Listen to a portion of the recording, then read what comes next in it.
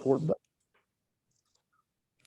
All right, so we are joined from Erie County, New York, on the shores of Lake Erie in Buffalo, New York, by the incomparable Jyesha Clark, owner of multiple businesses, with plenty more on the line, with an unbelievable story that has to be heard to be believed, and we'll let her tell us that in a second. But we have our entrepreneurship class here at Velma Jackson High School, and we're recording this for our friends at Ridgeland High School, Germantown High School, Madison Central High School, and for our YouTube channel. So we thank you so much for taking some time for us today.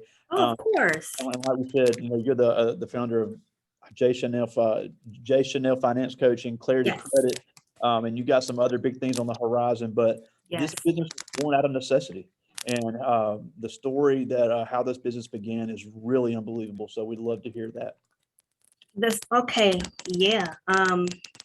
Okay. Hi, everybody. I'm Jyesha Clark. You can call me Jai. It's so much easier. Well, JShanelle Finance Coach, how that started, it definitely has a story. I'm 38 now. When I was about 30, my kids, they're 10 years apart. My daughter was 10, son was 5 months. And my husband, my late husband, we were going on a family trip. We got pulled over.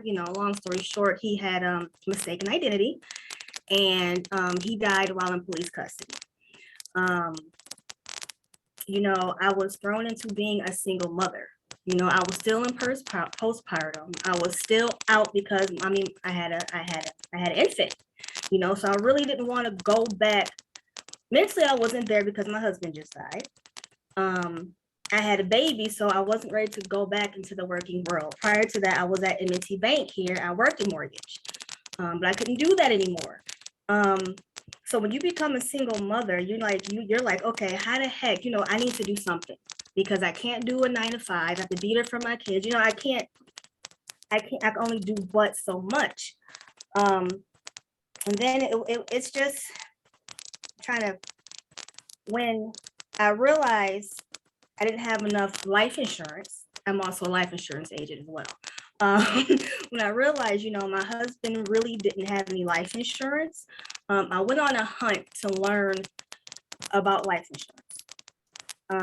During that time, luckily I found a place where I was able to learn about financial services, life insurance.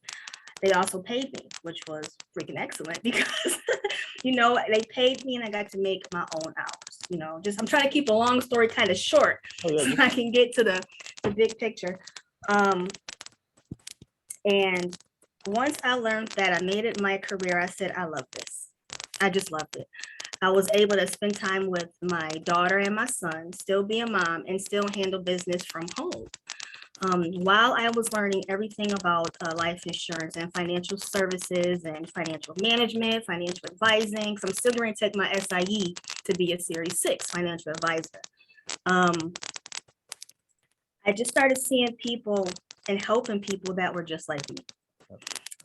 African American, or brown in the minority community that were either a single mom, or just doing everything alone, and they don't know how to get by. So once I seen that need, within my community, I kind of expanded on that and just started my own business. JShanelle, JShanelle Finance Coach, where I help mothers that were once like me, or individuals or whoever, learn about financial literacy, budgeting, protecting their income, life insurance. I know you guys are young, but life insurance is extremely important because it has a lot of benefits to it. I don't want anybody to get caught how I was with 2 kids and basically nothing and having to start from just ground zero. But that's just it in a nutshell.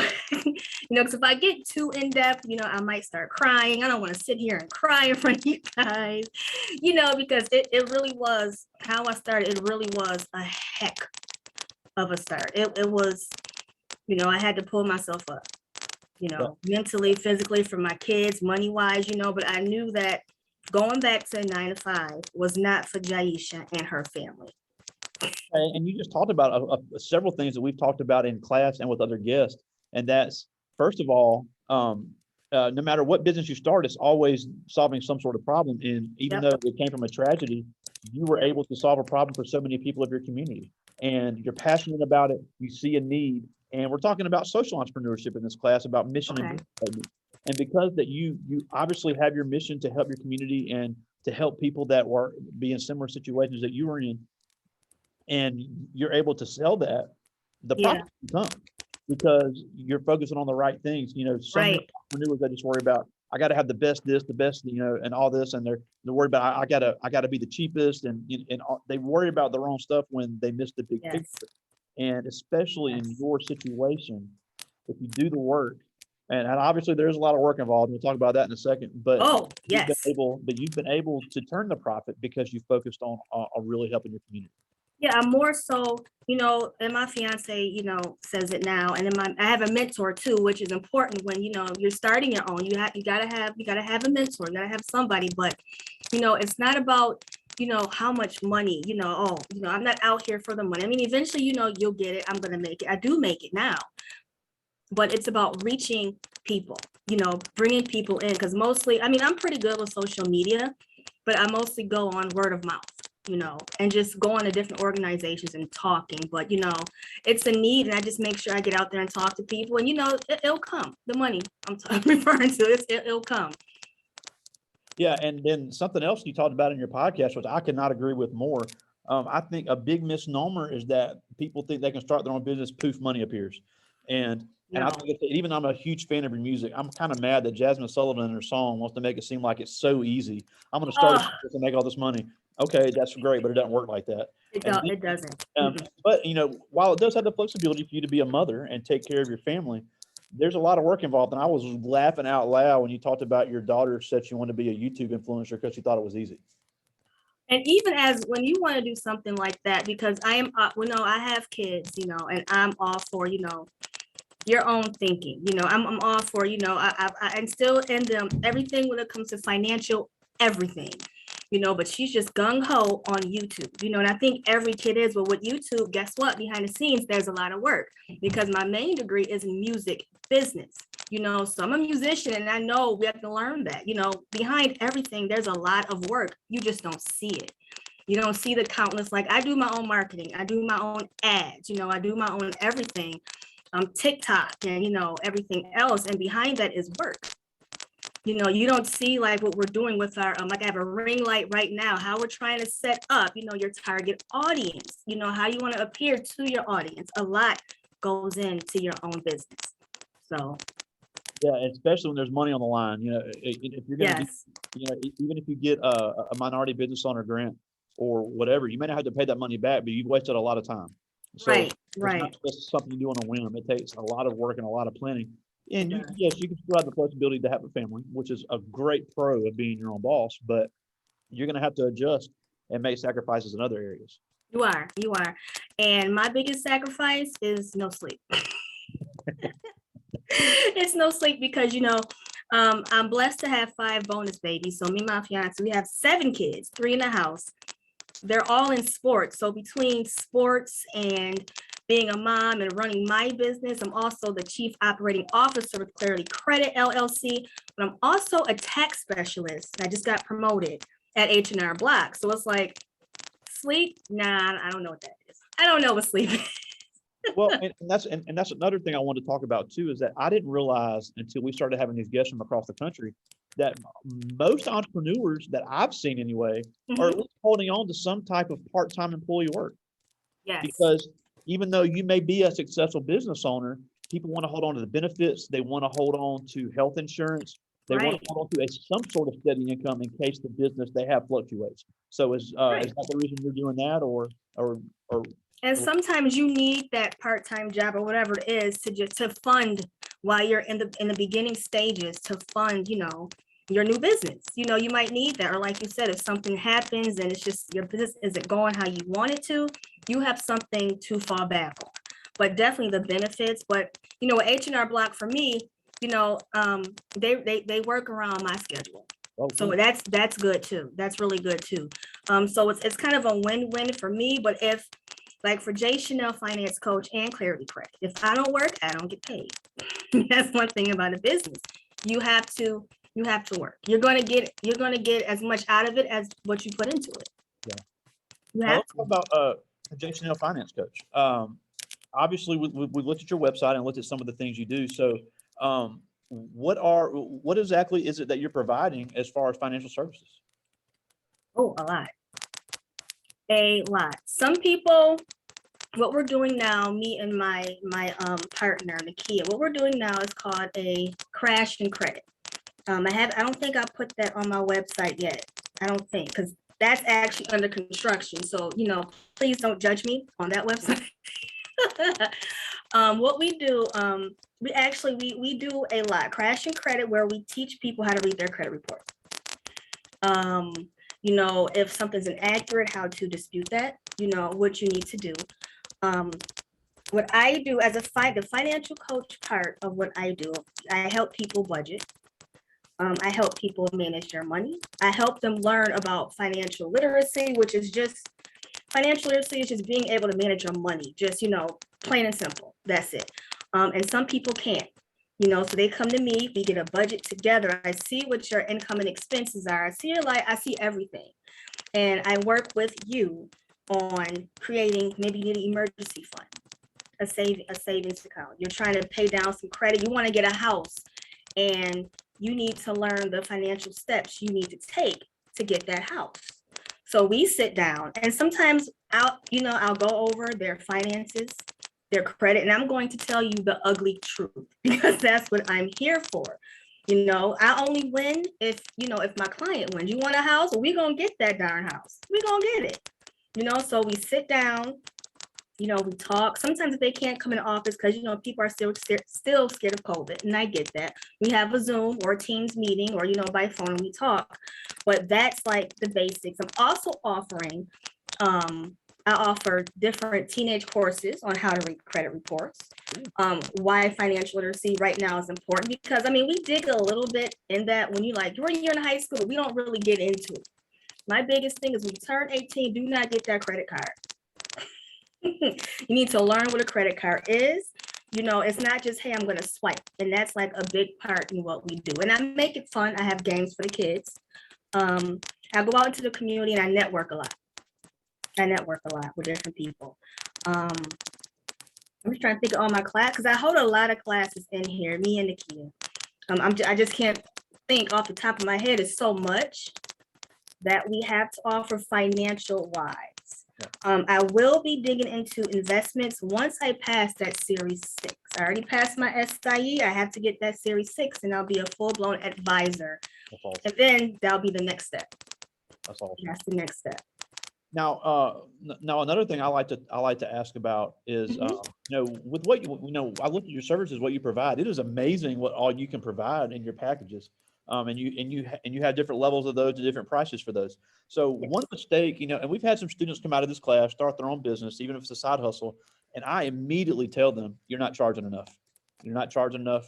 Oh, I was guilty of that. Yes. Yeah. So, but even though I think, you're not overly expensive, but you still have a good value for what you're charging. So how can you justify that by having your price and staying true to that? Because so many entrepreneurs make that mistake.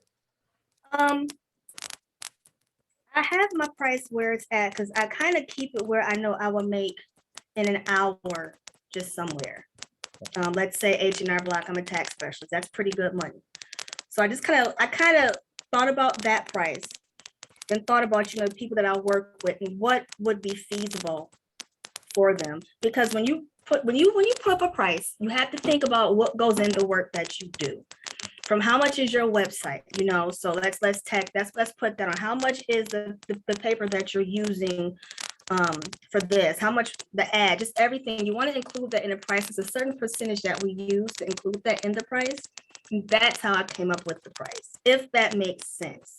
Because you have to, I don't want to hit people over the head too much, but I know I also don't want to lowball myself.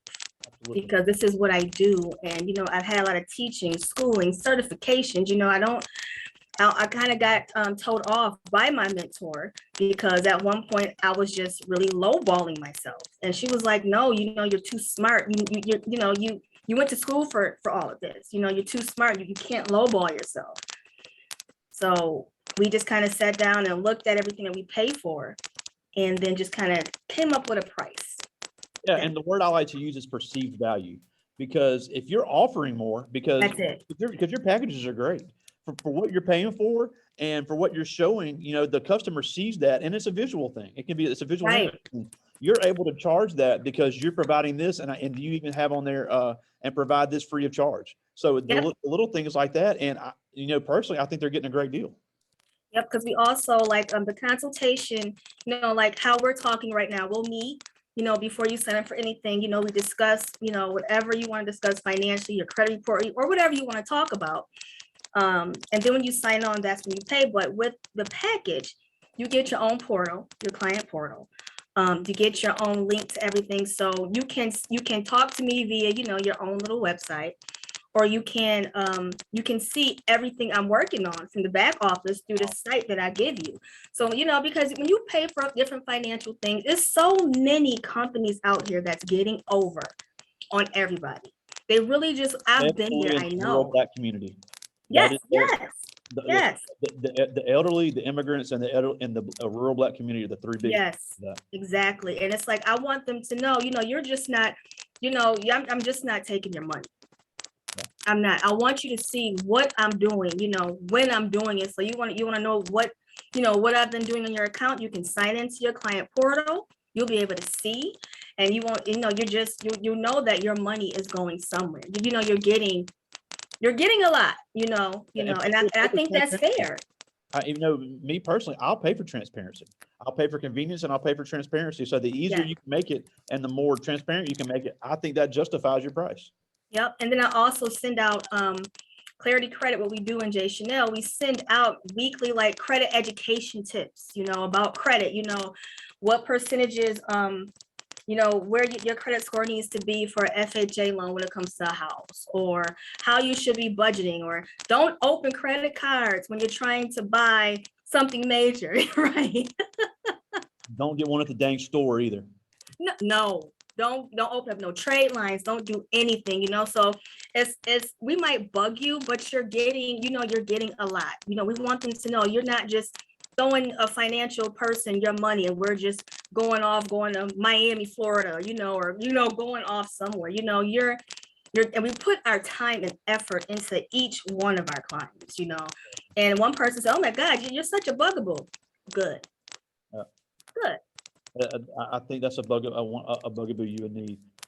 Now, I have all seniors with me right now, and we'll have various grades that see this later, but with me right now in this room, I have all 17, 18-year-olds. Oh, wow. Okay. And before we came on, they were asking me, they all want to know, what are the best ways to start building their credit now? And I got one more I want to get to before we get to their questions, but I think that's important. I know we're mainly talking about entrepreneurship, but that cannot be understated. Especially, we are a rural Black community. They're easy, that is one of the groups we've said is preyed on a lot by some of these predatory groups. Definitely. So what can they do right now to start preparing to get to that credit when they go to college or the workforce or wherever? Start budgeting your money, because once you're going, okay, let me backtrack. If you are able, what I did, and my daughter's about to be 17. I've done it for her. I put her as a coast under my credit card. My phone started ringing. I'm sorry. A co-user, on my credit card. No, she cannot use it. Not at all. But because my credit is really good, and I'll show up on hers, that'll establish her credit. That is one way to do it if a parent will let you, because it's not like you're going to use their credit card. Yeah. You're just starting off, you want to, because once you turn 18, you'll have really pretty decent credit, as long as, the person is paying their bill.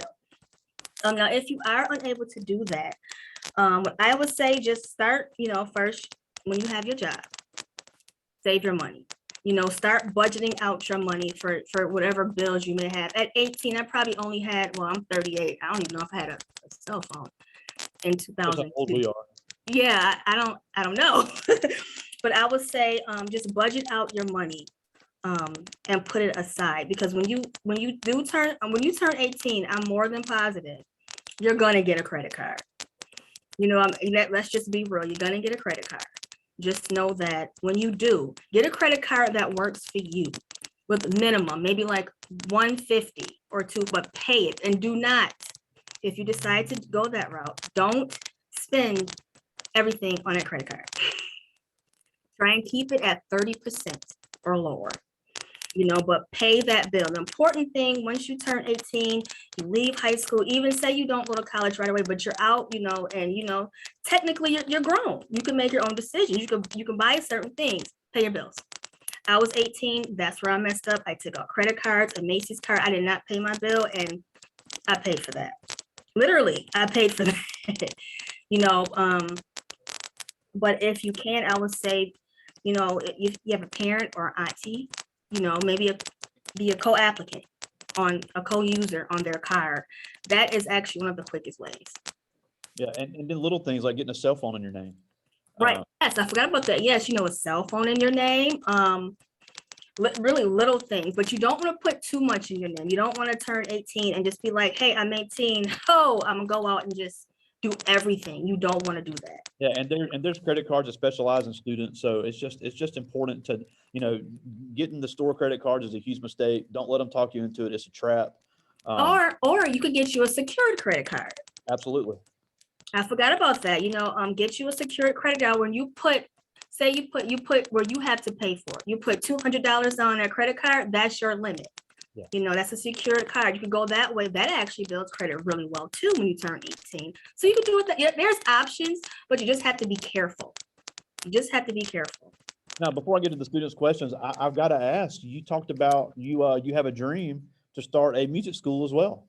You said you want to do it in Buffalo and then take it to Georgia where your family is. So you're looking to do this in the next couple of years and make it really big. So talk about how that'll work, because I thought it was a great idea.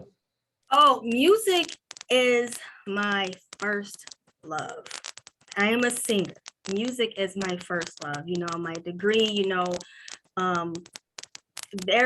I will sing all the time and get on your nerves. I read music, I compose music, everything. I still am, but since COVID, I haven't really done any vocal training where I work with kids. I prefer kids, honestly, where we do, vocal training, I would love to continue that.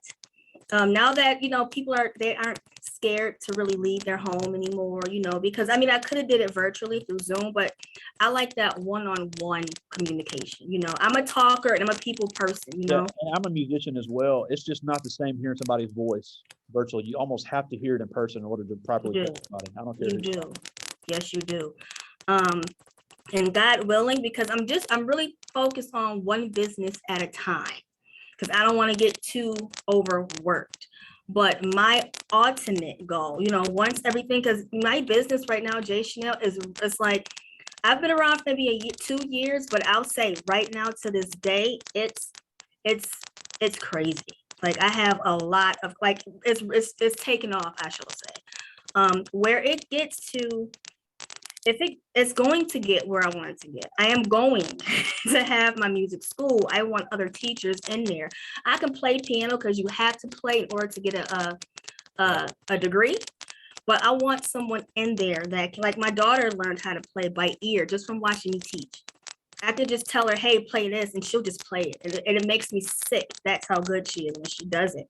But our kids, because they're trying to take the arts. I'm an art student, they're trying to take the arts of a lot of, I don't know if they are, but here in New York State, they are. And keeping the creativity and the arts, with our kids is so important to me. I want my music school and I want to offer more than just vocal. I want guitars, I want violin, I want, if you play the, drums, all my friends are musicians, and I'm quite sure if they won't help me do it or come in and teach, somebody else will. But my focus is that, because I don't want the arts taken away at all, especially from our youth. Not at all. They need that.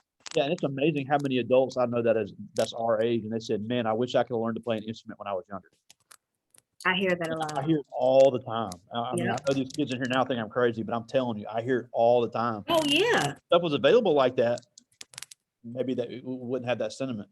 I would love to, I really want to. And then, well, my goal when it comes to music, who I like to work with, I love kids, I love students, and I would love to bring somebody along with me.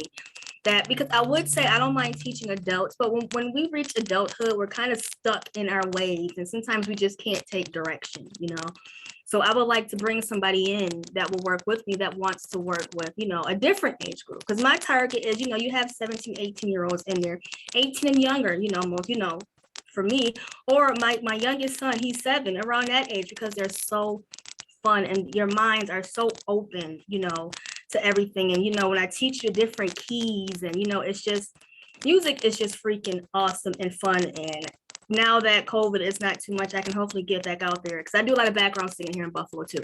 Oh, So that's I awesome. would love to get back out there and do it. Maybe share a video with you guys one day. Just, I would love to see email, that. I'm a big musician myself. I would love that. But I do have some questions from the students, and again, these are all seniors. Okay. Brian Perry. If you see me getting close, my speakers, it keeps going in and out, so I'm trying to hear a little bit. Okay, that's fine. But this is Brian Perry, and he asked, "What have you always told yourself to stay determined?" Stay determined. Yep. I I tell you know what, if you don't work, you don't get no money.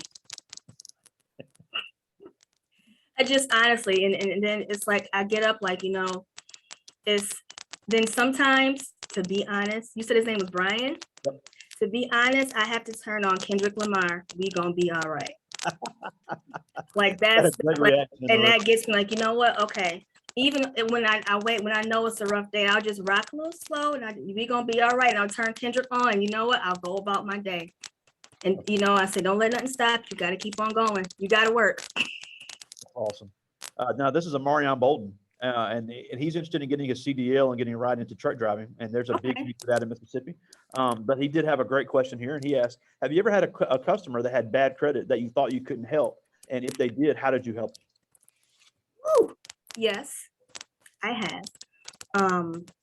And when you have a client like that, because you said their credit is really bad, bad is anything to me under a 600, under a 650. But this person was below a 500.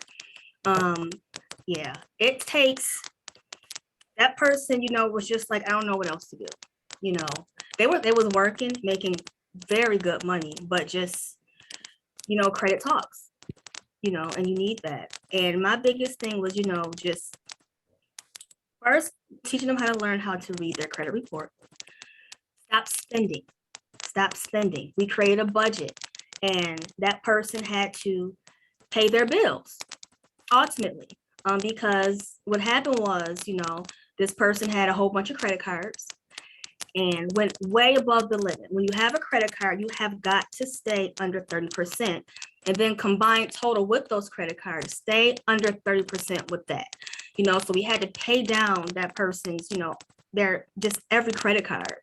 And slowly as the months went on, you've seen a gradual increase in their credit. So it you can get there, but it takes discipline. And you have to listen, and you have got to keep every dollar in your pocket and in the bank and pay your bills. And that person, I will say, I actually just stopped working with them. They're in the 700s now. It took about a year because their credit wasn't that good, but they are where they need to be. So now we're working on them just staying there. That's incredible. Just staying there. Now, this is Miles Woodard. He's interested in the gaming industry, but he asked, when somebody comes to you, what's the first thing you help them with? When they come to me, first thing I say, I help them with, I say, how does your credit look? Are you working? How's your finances? Can you manage your what does it look like? How much money are you left with at the end of the month? It's kind of more than one question tied in to each other, if that makes sense. But it's basically, how are you financially? I mean, because you're coming to me, so something's not right. Are you having trouble budgeting? Do you not have enough money month to month? Or are you here because your credit, you need to learn how to raise that credit score? It just depends on, truthfully, Miles, it just depends on that person, the individual, because each person that I work with, they're different. So you don't know what question you're going to ask until they come in, and because during our consultation over the phone, they'll say, oh, it's my credit, I need to know what to do, or I'm having trouble budgeting this, I'm bringing in this kind of money, but I just can't figure my life out. Based on that, I'll know what to ask them once they walk in the door. Yeah, and I think that's important too that you mentioned that, because when you're a business owner, you got to be able to adjust to customers' needs, You because do. you need the customer more than they need you. So, No, you do. yeah, that's a great point. I just got one more from the students. This is Octavia Johnson. She's interested in the cosmetology industry, and she Oh, asked, I have my cosmetology license too. it's a very booming industry, especially here in Mississippi. But she asked, how has your business shifted over time? How has it shifted over time? I'll say the very first year sucked. Because the first year you're really trying to get yourself out there and be seen. After that first year, once I kind of got, because the first year you're trying to get used to how everything is. You're still learning different things. Okay. You're learning, okay, what do they like, when you're trying, because social media, you got to have a presence in your business. Nowadays you have to. So you're trying to figure out your target market during that first year. You're figuring out, your pricing. It's just so much to figure out. I'll just say, after I figured that out the first year, the second year I was like, boom, I got this. My clients went up.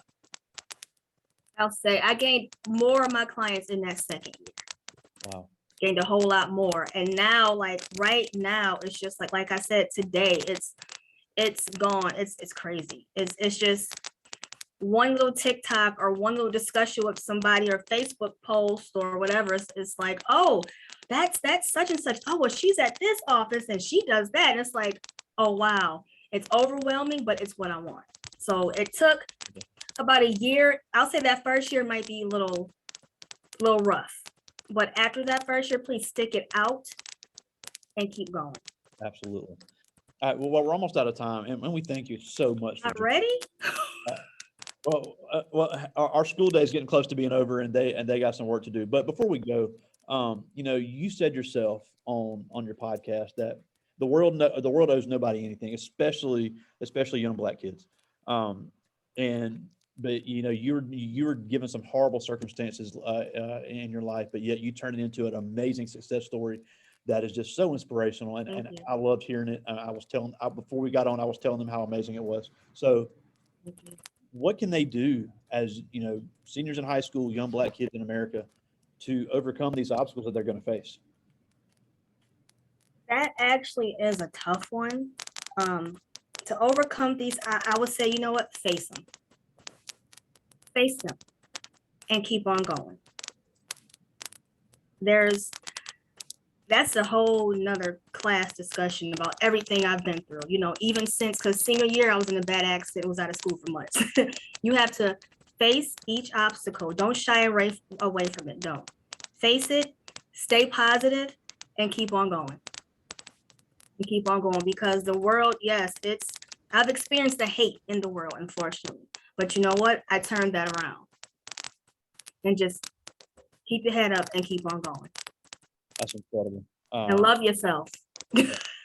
Again, such an inspirational story. And we are definitely going to do this again. Yes, please. Other classes, because I just think you have so much knowledge to give. But tell us, JShanelleFinanceCoach.com. Yep. Great social media. Follow JShanelleFinanceCoach.com. Find her on social media. Jyesha Clark, all the way from Buffalo, New York. We thank you so much for joining us. Really good stuff, and I will definitely talk to you soon. Please do. Thank you for having me. You're very welcome. Talk to you soon, my friend. Yes. Bye-bye. See you.